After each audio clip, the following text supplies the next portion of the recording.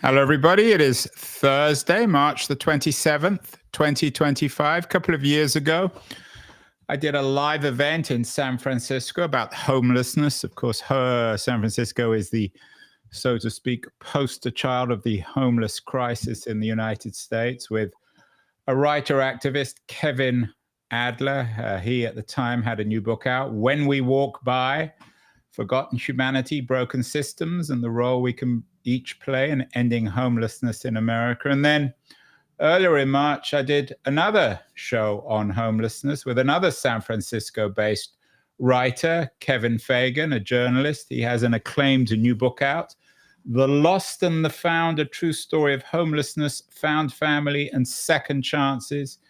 And it's a book about the homeless and, I guess, the found of San Francisco. Today, we are continuing the theme, although we're switching coasts. We're focusing on Atlanta, Georgia, and we're addressing a different problem of homelessness, the working homelessness. There's a new book out, another acclaimed book, There Is No Place for Us, by my guest, Brian Goldstone, who lives in Atlanta and is broadcasting from there today. Brian, congratulations on the new book. I'm sure you've read all these books about homelessness in San Francisco, California, Los Angeles. Is what you're writing about in your book, which focuses on the story of 5 families in Atlanta, how do you compare and contrast your kind of book from, say, Kevin Fagan's book? I'm sure you've had a chance to look at it, The Lost and the Found. Sure. Yeah, it's a wonderful book. I think one way that I would distinguish what this book is trying to document and reveal, in contrast to not just Kevin's book, but I think most of the reporting that has been done on the housing and homelessness crisis in America, is, one thing I'm trying to argue in the book is that what we see on the street, as bad as it is, to be frank, as devastating as the reality of unsheltered street homelessness has become in America, it's only the tip of the iceberg. And what my book is trying to document is everything that lies under the water surface, the rest of that iceberg that we don't see. And what lies under the water surface, so to speak, is not just some marginal phenomenon. It's not just a bizarre aberration. It's actually the overwhelming majority of people experiencing homelessness in America, families, overwhelmingly families with children who they are not only visible on the street, but they don't fit any of the kind of stereotypes that many people in this country have about people experiencing homelessness. Yeah, when I was researching your book, I looked at all the marketing for Atlanta, and it's very glossy. I actually was in Atlanta a couple of months ago. There's not a lot of homelessness on the streets of Atlanta. These cities, these secondary cities, I guess, of homelessness, I'm not sure if that's the right word, they do a pretty good job hiding it, although I guess it's not a formal process, is it? Well, as far as street homelessness in America is concerned, our policy as a country has largely consisted of pushing it out of sight and out of mind. So cities like Atlanta, where you don't see perhaps as many tent encampments, for instance, as you might see in Southern California or San Francisco or Seattle, that is not necessarily because there are fewer people struggling with housing insecurity and homelessness in Atlanta. It's because it has simply been either pushed out of view, or, as is the case with many families with children, their homelessness is experienced in very different ways, in very different kinds of places, like in their cars and in the crowded apartments of friends and relatives. And one really crucial kind of location that I ended up writing about in the book, and where I sort of embedded myself for over a year, is an extended stay hotel. These hotels and motels have been proliferating not only across Georgia, but really across the country. And I try to show that this is a new frontier for not only housing insecurity, or I should say, those who have been pushed over the edge out of the formal rental and housing market into this more informal space. And they're incredibly exploitative, these places. They're very expensive, and that's where most of our sort of homeless So, families so tell me the economics. Yeah. I don't mean to sound vulgar here, Brian, but if a family can afford to stay at a place like the Efficiency Lodge, for people watching, it's a Mhm. photo of one of these extended stay hotels in Georgia. Why can't they afford housing? Yeah, it's really not that they can't afford housing in many cases. It's that, so to give you an example, one of the families I follow in the book, my book follows 5 different families here in Atlanta, and each of their stories kind of illuminates a different aspect of this larger phenomenon of the dramatic rise of what I call the working homeless in cities across America. One family who I follow in the book, they were stably housed. They were renting a single family home, and their landlord was a private equity firm, a very large private equity firm, who, when their house burned down, the house was burned down by an abusive ex of the mother. This family, they went. The Red Cross put them up in a hotel for a while. And she sort of began her search for a new place to live. Now, in that process, she discovered about 2 or 3 months after the house burned down, when she went to apply for another apartment, she had the money to pay for a new apartment because she worked at a warehouse, and it was much more expensive than it had been even a couple of years earlier, but she had the money. What she discovered was that this private equity firm landlord had filed an eviction against her on a house that had been burned down, that was no longer habitable. And her credit score had been tanked as a result. Now, in Georgia, she didn't even have to be notified that this eviction had been filed against her.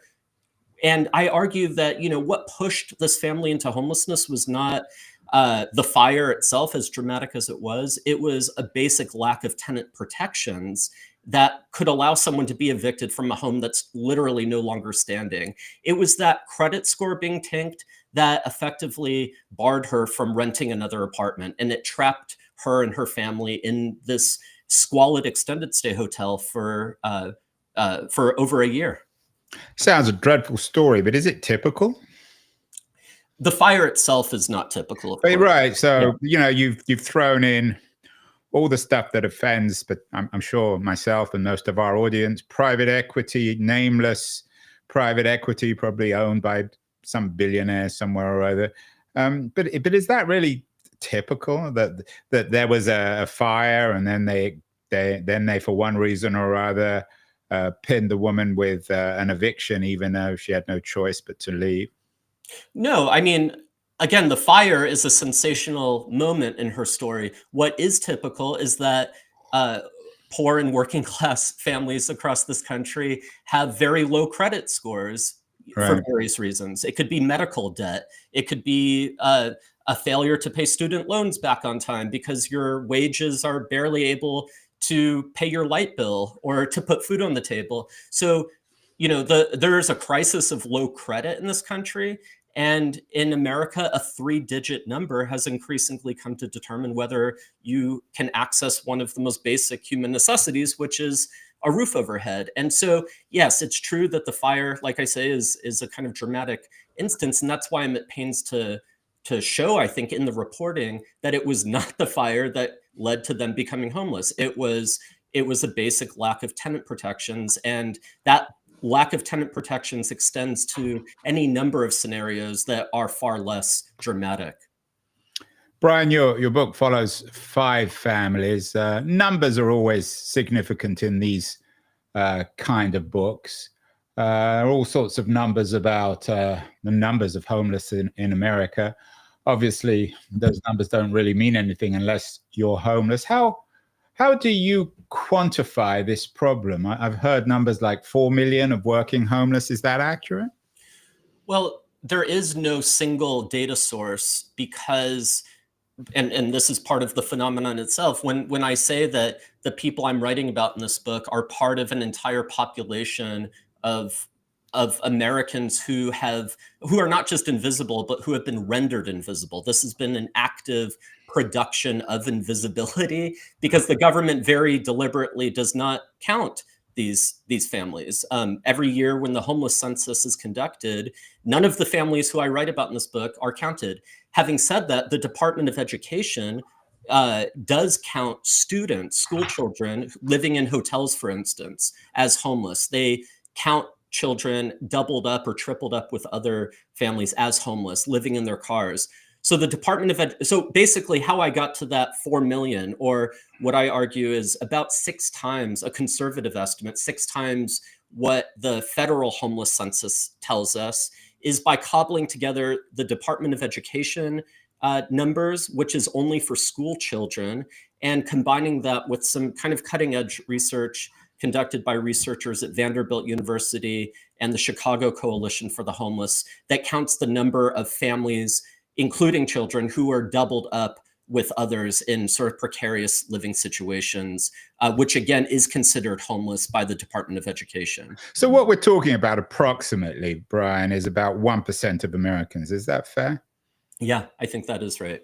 You talk, and I'm requoting this phrase, an active production of invisibility, because everybody knows the book Invisible Man, which was very much bound up in race.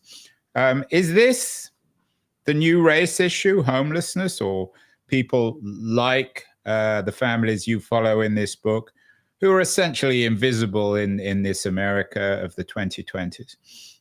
Yeah, Atlanta is, it's often called the Black Mecca. It's a place where the civil rights movement was birthed, and it's the birthplace of Dr. King. Atlanta prides itself on being a place where Black Americans can not just survive but thrive, and yet in this birthplace of the civil rights movement, which is no longer majority Black, by the way. That status changed several years ago. Atlanta is no longer a majority Black city, but 93% of families experiencing homelessness in Atlanta are Black. And that has a history. Wow, that's an astonishing. I mean, this is the 93% of your working homeless or everyone? It varies by region in this country. There are parts of the country where I've reported in Northern California. I wrote a magazine article based in Salinas, California, where a large portion of the working homeless population were farm workers, immigrant farm workers or naturalized farm workers and their families who were living in their vans and living in these sort of safe parking lots and going to work the next morning. So it does vary by region. In Minnesota, a huge proportion of families and individuals who are homeless are indigenous or Native American. So, but there is, I think, racism baked into all of those kinds of. My question wasn't so much about the racism, was that this, I'm not suggesting that racism in America has gone away, but this is the new divide, whereas the race divide was the thing that shaped perhaps the early history and even the 20th century pre-civil rights history of the United States. Mm-hmm. So this is the new division between those who are housed and those who aren't. That's right. I think that is a division. I also would suggest that the line separating the housed from the unhoused is more porous than it's ever been, and that the very term working homeless suggests that that we need to rethink both. Yeah, although, I mean, at one point, where do you I don't know what the word is, where do you sort of cut off the definition? I mean, if someone gets a job and they can't afford their own place, so they got to live at home. I mean, there are huge amounts of young people now who have returned home. There are some middle-aged people who have gone to live with their elderly parents. So this is more than just people living in the efficiency lodges on the outskirts of Atlanta. This is a national problem, isn't it? Yeah. When we use terms like couch surfing or, crashing at somebody else's house for I'm not talking here about, college students who are working at McDonald's and they can't afford their own apartment, so they're still living with their parents. I'm talking about to give another example from the book, a woman named Kara who is an EKG tech at Grady Hospital, the public hospital here in Atlanta. And when she gets off of her shift at the hospital, she goes not to an apartment, but sleeps in her car with her children in a Walmart parking lot, folding her hospital scrubs very carefully in the trunk of her car and washing her children in the morning before they go to school in the bathroom at this Walmart, and then going to work. How much, speaking of that woman, Brian, this is astonishing, really, but how much is this woman earning? I mean, she has a full-time job at a hospital. Yeah. So she worked so many jobs in the course of this book that I forget what each wage was, but I believe when she got promoted to this EKG tech position, she was making about $13 an hour, which for her was it's minimum, pretty much minimum wage. Well, no, minimum wage here in Georgia is $7.25 an hour, which is the federal minimum wage. Yeah, well, California, yeah. So she's making almost double the minimum wage. And the kids are going to school. So she's dropping them at school, picking them up, and then they're all sleeping in the car every night.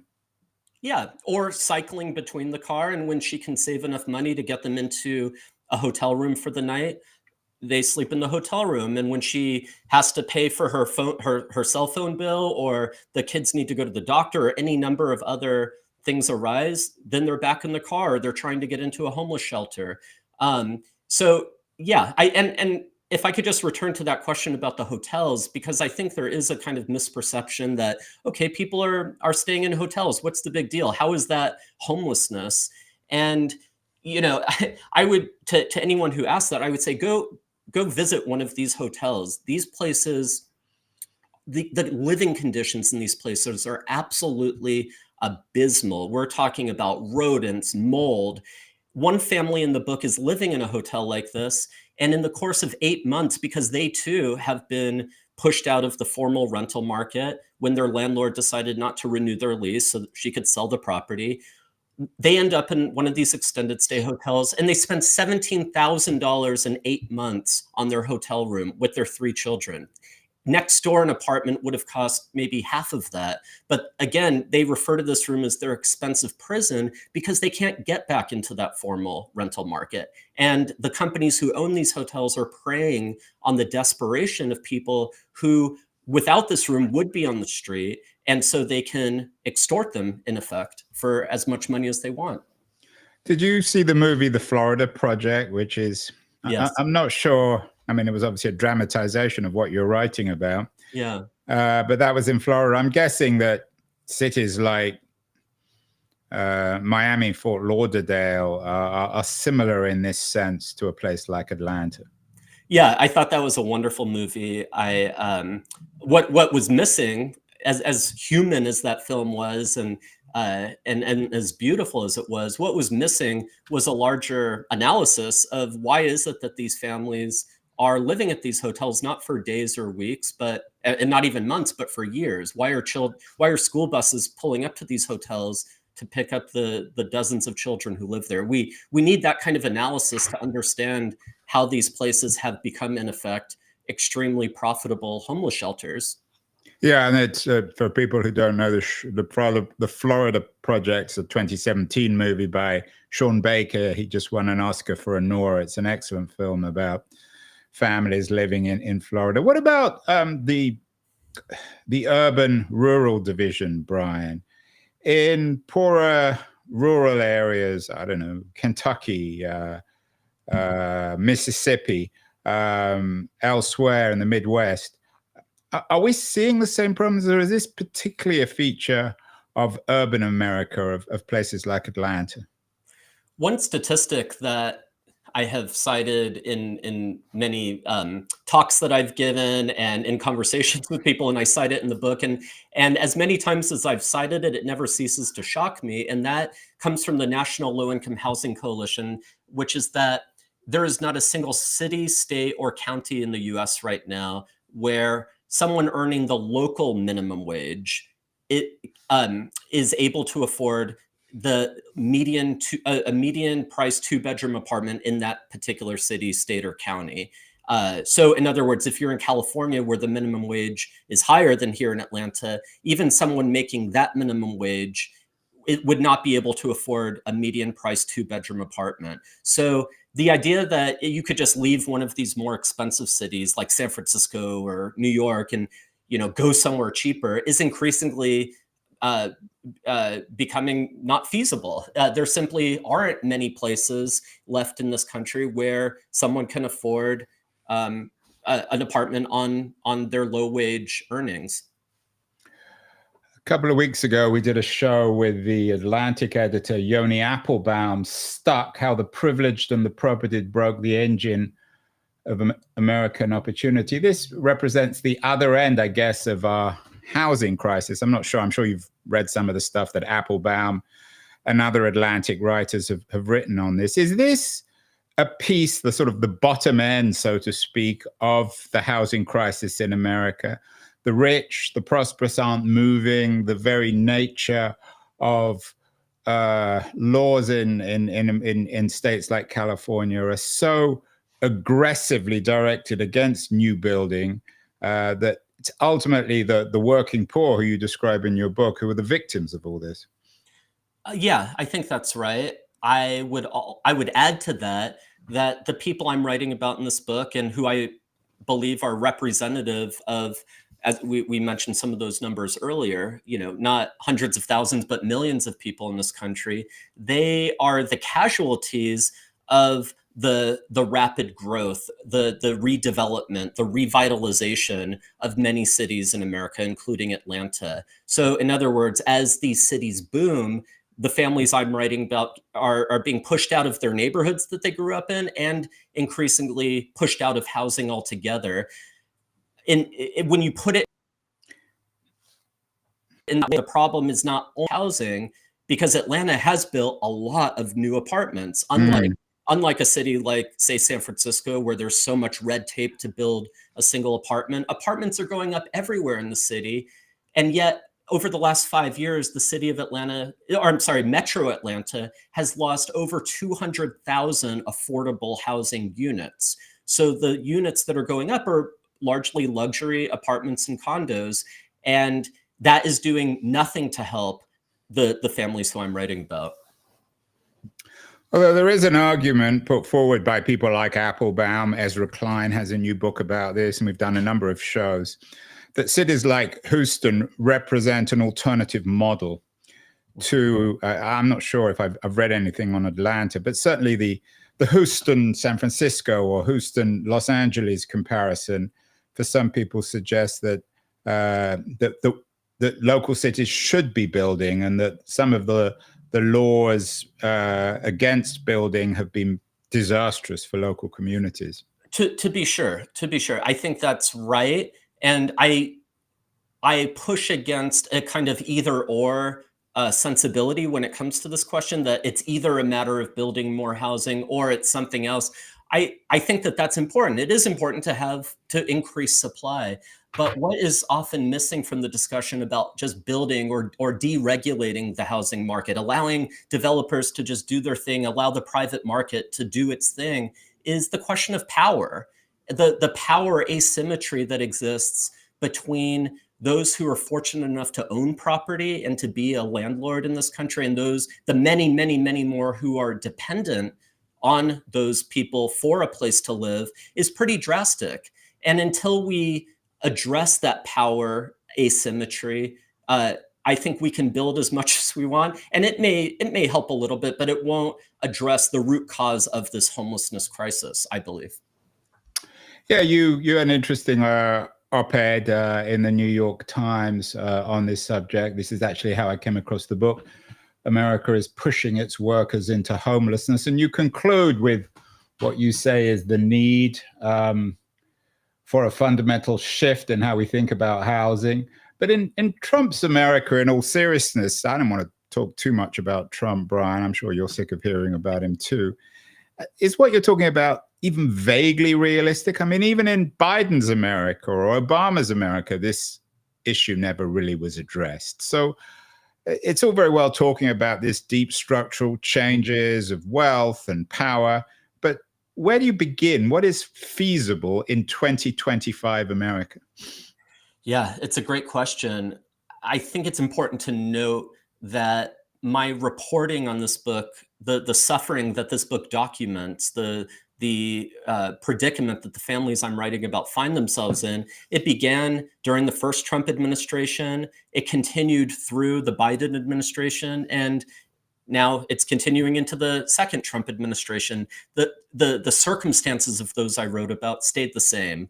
The what I referred to earlier is the production of invisibility is a bipartisan project. It's something that that politicians across the aisle have participated in, going back to for instance, Bill Clinton's welfare reform, which was decisive for many of the families I'm writing about, and sort of forcing people into the labor market who otherwise would have received government assistance, and pushing them into low-wage jobs that were not enough to take care of their most basic necessities. So this has been a bipartisan, not to put too fine a point on it, but a bipartisan abandonment of working poor people in this country. Having said that, you're right. What we're seeing now with this current administration is horrifying. It's I mean, you mentioned the education department earlier. I mean, that's in the process of being dismantled. Of course, DOGE is cutting a lot of the services, which I'm guessing the subjects in your book are dependent on. Absolutely. I mean, it's terrifying to witness an already threadbare safety net just being shredded with a machete. And so, to your question, literally and metaphorically, that machete. Yes, Elon Musk with his chainsaw. So to your question of, isn't this all just hopelessly, idealistic? To be one metaphor someone used recently that I thought captured this is talking about treating housing as a fundamental right in America today, akin to talking about decorating your living room while someone is stripping all of the wire out of the wall. It's like, is this just completely out of touch? And to that, I would respond, there is obviously a need to attend to the emergency that, I mean, the current administration is talking about rounding homeless people up and putting them into camps. So, yeah, that's what I was actually, sorry to jump in here. Given what they're doing, behaving now with immigrants, or supposed illegal immigrants, whatever you want to call them, I'm guessing that I wouldn't be surprised with someone within the Trump administration, or certainly Vance, if he becomes president, sort of taking that story and adding your working homeless underclass and saying, well, these people aren't really contributing. They're trashing up our cities, so we're going to throw them out. Although I don't know where they'd send them. Just to clarify, you're talking about the people like the working homeless that they could be targeted by. Yeah. Well, yes, I think that's true. But I think there's also a how do I put it? There's a reluctance, I think, to acknowledge the very existence of the phenomenon that I'm writing about, because when we talk about the working homeless, both of those words those words put together are kind of shocking for anyone who still wants to subscribe to the American dream, that if you just work hard enough, you can achieve maybe not wealth, but you can at least have a degree of stability for yourself and your family. And a lot of conservatives and people on the right, they still like to push this idea that if you're homeless, it's because you're not working hard enough. You don't have a job, you're lazy, you're irresponsible. And I'm not trying to suggest that the people I'm writing about don't make bad choices like all of us, or they would be the first ones to point to their own shortcomings. But they are working and working and working some more, and it simply is not enough to have security. So I think I would be interested to see how those who want to demonize people experiencing homelessness would confront the reality of people working full-time jobs and not being able to take care of their most basic need. The politics of this, of course, relevant, interesting, troubling. I'm guessing that the 5 subjects of who you followed in the book don't spend a lot of time reading the New York Times or CNN, that they're much too busy living in their cars, feeding their kids. So they don't vote, or if they do vote, they don't vote aggressively. Is that one of the problems, is that the 4 million or ever how many millions of working homeless in this country aren't organized politically? Yeah, I think that it's not so much, I mean, you're right. I mean, when you are trying to survive and you're trying to ensure that you and your children are not sleeping, in a tent on the sidewalk, uh, what people in Washington are doing is not at the top of mind, right? But the question of organizing, I think, is crucial. And in fact, to get back to your question about how can we be talking about housing as a human right amid what we're seeing today, during the pandemic, it was pretty bleak. Unemployment was at the highest level since the recession of 2008, and there was just widespread pain and immiseration in this country. And in the midst of that arose a really powerful tenant rights movement. It was because of grassroots organizing across the country that an eviction moratorium was declared by the CDC that prevented millions of people who were behind on rent because they were out of work from being allowed to be forced out of their homes. That did not come because someone in Washington woke up and decided to look out for these families. It was because tenants and their allies they called their Congress people, city council, at every level of government, and said, you need to take this crisis seriously. So that gives me hope. What it says to me is that our vision of, and I'm speaking now more as a citizen than a journalist, I suppose, but that our vision of a just and equitable society should not be determined by whatever Trump or any other politician happens to be proclaiming at a particular moment. Brian, you noted that this was as much a problem in Biden's America as either in Trump 1 or Trump 2. Have the Democratic Party really let down your constituency that you write about in this book? There's obviously a deep crisis now within the Democratic Party. Bernie Sanders and AOC are out, trying to redefine, maybe reimagine, or maybe even build a new political force. Absolutely. I'm guessing that Sanders and AOC would be in many ways sympathetic with what you're writing about, and certainly wouldn't be surprised with what you found in Atlanta. And many of the people I wrote about are sympathetic to the message that Bernie and AOC are preaching right now, which is that their party, it's not just the Republicans, it's not just MAGA, that their own party has abandoned the working class and poor in America. And, I remember the day that Biden was elected, and Georgia was turned blue, if you remember. Raphael. Yeah, I remember. I mean, it was part of the same narrative. It was a all part of very the same exciting moment. sentence, right? Yes, it was a very exciting moment, and I remember in my neighborhood that I live in Atlanta, everyone was celebrating, and they all had yard signs, and I drove a couple of miles away to this extended stay hotel where again, much of the book is based, and nobody was talking about the election. Nobody was celebrating, and it occurred to me, the question occurred to me is, how is it that the lives of these people is so fundamentally off the radar of those who were just elected?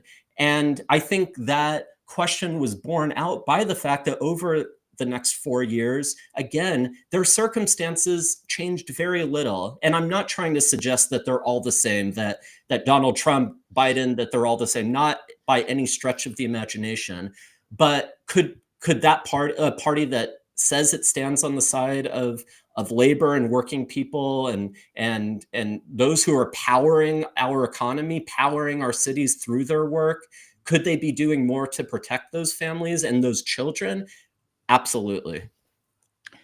I mean, you're in a sense, Brian, giving these people a voice. You're writing about them, but in the New Deal or in the Great Depression, there were writers, poets, photographers who gave these people a face, a voice.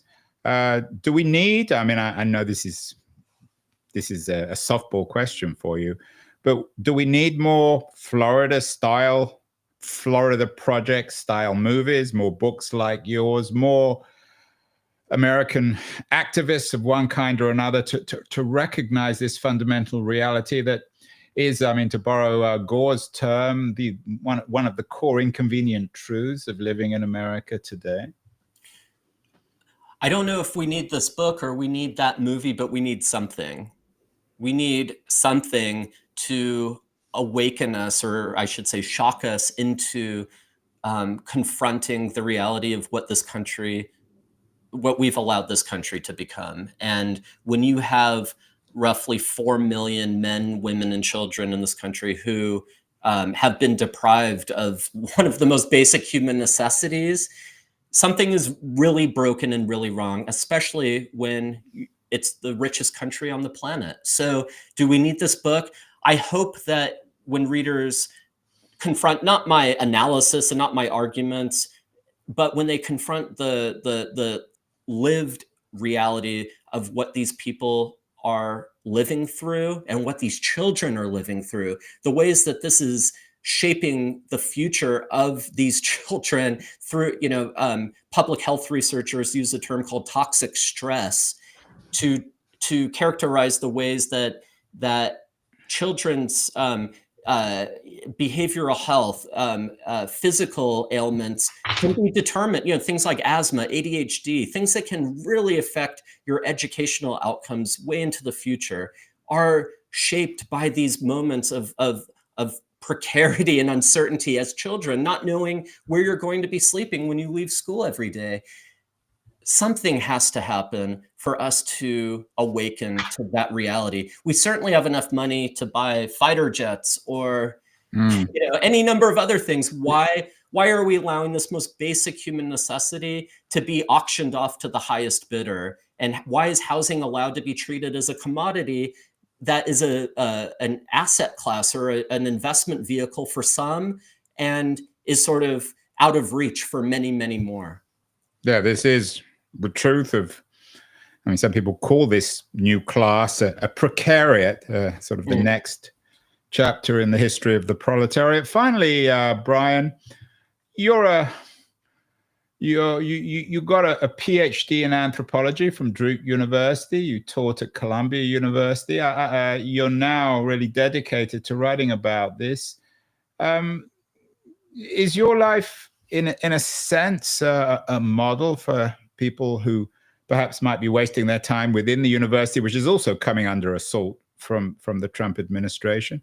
Do more journalists need to get out there and actually see what's happening in America? I certainly wouldn't hold myself up as any kind of No, example. and I'm not trying to iconify you, turn you into an angel or anything. But I mean, what you're doing is important. In the same way as Kevin Fagan, another journalist on the Chronicle, is doing. So, the only way that people are going to hear about this is when books, movies, TV shows come out about it. Absolutely. I mean, I do want more journalists and academics, frankly, to get into the streets, and not in my case into the streets, but into these extended stay hotels, into these Walmart parking lots and so forth. Go to the food pantries, go to the plasma centers where families are, where adults are selling their plasma in order to pay their light bill. Go to those places. We need reporting on that. We need more stories on that. And we need more podcasts that are willing to raise these issues. So I do appreciate very much your willingness to go there. Well, that is America, unfortunately, in 2025. Brian Goldstone's new book, There Is No Place for Us, Working and Homeless in America, is an essential read for anyone who I think wants to understand the reality of this country in 2025. It gets beyond all the hysteria about Trump and actually sees what's really happening. Brian, congratulations, if that's the right word on the book. Continue the good work. And this is not a subject that will go away. We'll have to get you back on the show to talk more policy issues. And I'm sure you'll have some other interesting projects. Thank you so much. Thank you, Andrew. This was